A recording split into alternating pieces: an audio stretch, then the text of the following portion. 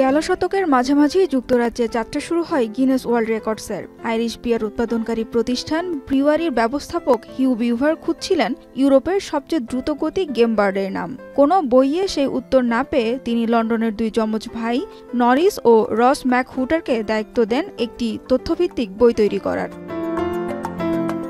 1955 সালে প্রকাশিত হয় প্রথম গিনেস বুক অব রেকর্ডস, আর ক্রিসমাসের আগেই তা পৌঁছে যায় বেস্ট সেলার তালিকার শীর্ষে।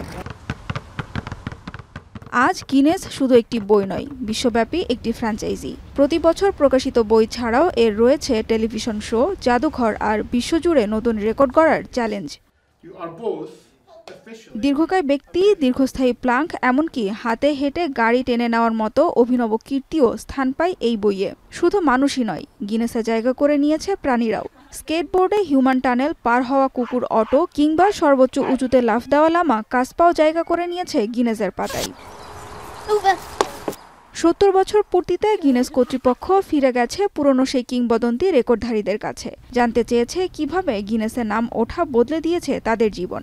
এদেরই একজন ব্রায়ান বার্গ, যিনি কাঠ দিয়ে সবচেয়ে উঁচু বাড়ি বানিয়ে ইতিহাস করেছিলেন। So back in 1992 when I first achieved the world's tallest house of freestanding playing cards, I didn't really realize that it would derail my, would have been more normal life, but it really kind of paved the way for me to be able to basically spend my life. Gymnast থেকে অভিনেতা হওয়া নাজি রিচার্ডসনের জন্য গিনেসের নাম ওঠা মানে ছিল অসম্ভবকে সম্ভব করা অতিমানবীয় এক ব্যাপার। A really cool, seemingly impossible goal that you can set for yourself to achieve. It pushes you past your limit and you can become the very best version of yourself, whatever field you're in. 70 বছর ধরে Guinness world records দেখিয়ে দিয়েছে সীমানা আসলে মানুষের মনের ভেতরে, আর একবার সেটা পার হতে পারলেই। সানজিদা ইসলাম তন্নি, এখন বিশ্ব।